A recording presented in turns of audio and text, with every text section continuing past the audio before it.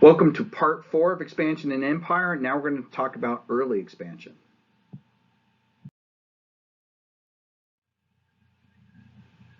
Now remember I'd said that when the United States was fighting its Revolutionary War, when these colonists were trying to become a nation, the boundaries of the nation only went to the crest of the Appalachian Mountains, right? That line was set by the Proclamation of 1763 by King George III, right? But the Treaty of Paris of 1783, which ended the American Revolutionary War, also ceded the western boundary of the United States all the way to the east bank of the Mississippi River.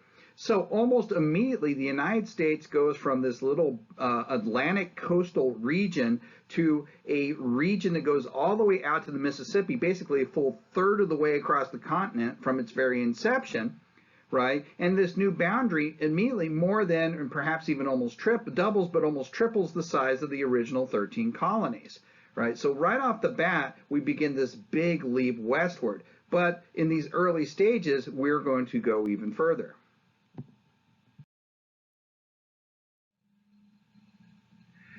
As was discussed earlier, we also then have, by 1803, the Louisiana Purchase, right? Napoleon Bonaparte approaches the American administration under Thomas Jefferson and says, would you like to purchase Louisiana, right? Which brought all those questions up because, one, the United States didn't know that France had gotten Louisiana territory back from Spain. They didn't know if Jefferson didn't know if he could buy it, but he ultimately does.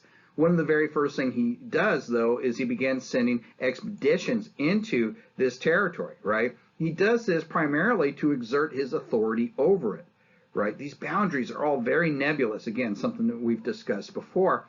And so you can stick the sword in the sand, right, and claim the territory, but if you can't defend it, you can't keep it. So things like the Lewis and Clark expedition, those are military expeditions to exert that authority over the land. And that's why you'll see there's other ones, right? Like Zebulon Pike. He will explore into that region. Matter of fact, Pike's Peak, when he hits Colorado, he'll name it after himself. And if you take a look at this map here, you see he gets pretty far into Spanish territory. He'll be captured in Santa Fe, in fact, by Spanish authorities. Thomas Freeman is going to lead what's called the Red River Expedition. Thomas Jefferson himself deemed that expedition as the second most important expedition because he was tasked with exploring the regions around the Mississippi River. Stephen H. Long is also going to explore and exert American authority over the middle regions of the Louisiana Purchase. All of this trying to exert our authority over this new land taken, especially considering, like I said, the boundaries are really, really questionable.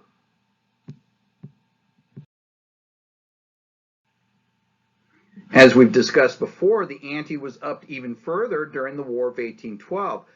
One of the military objectives of the War of 1812 was to invade and conquer Canada and make Canada part of the United States, right? This was the plan that was heavily favored amongst the war hawks. It's also going to be a disaster, if you remember, right? The invasion of Canada is going to be a failure, right? The war eventually would come to end, and with the return to the status quo antebellum, that's going to take Canada pretty much permanently off the table, because from that point on, we're going to have a pretty stabilized relationship with Great Britain. But with Canada no longer on the table, focus is going to begin shifting south, right? And we're going to begin taking a serious look at Florida. And so we really need to take a look at that separately, because it's going to be the next major step we take in creating this American empire.